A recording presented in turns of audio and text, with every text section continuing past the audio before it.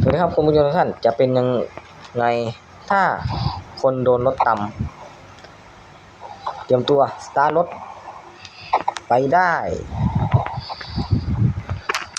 มาเราจะมาสตาร์ทรถกัน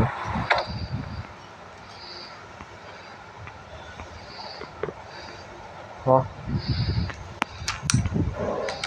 มาไหมมาแล้วนะทุกคนเดี๋ยวเราจะตัดโลเคชั่นเดือน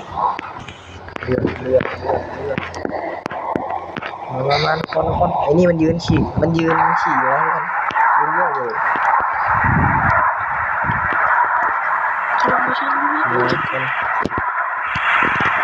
นี่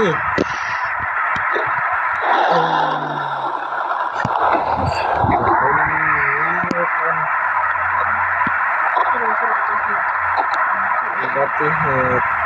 เป็นอย่างนี้แหละ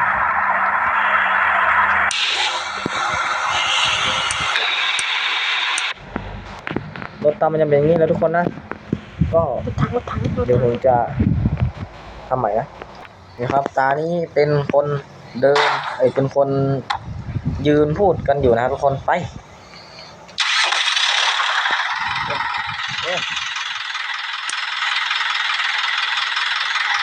ทุกคนอย่างนี้เดี๋ยวเริ่มใหม่ทุกคนเราจะไปกันเลยเรื่องขายด้วยไปดูกัน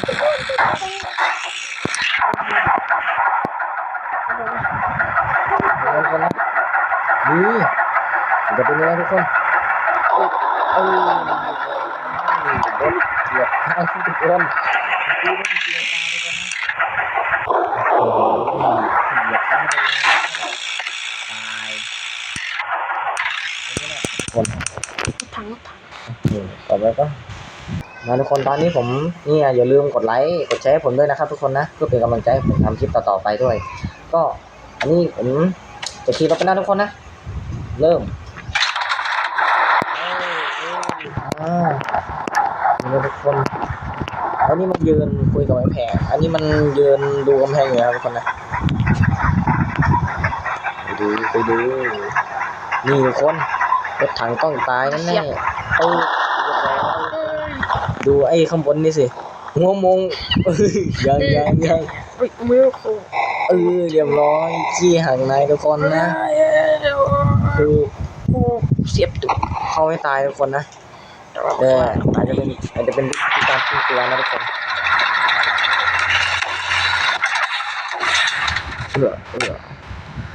เนาะทุกคนนี่คือว่าตายเอากลับมาไม่จะเอากลับทุกคนเดี๋ยวเขาบอกเขาว่าไปฉีดยาฉีดเขาไปนะโอเคฉีดยามาฉีดกันเลยเจาะไหนว่าเขาจะฉีดได้ไหมครับ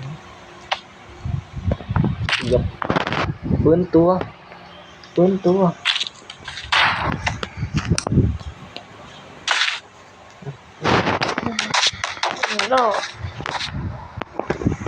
โอ้ทุกคน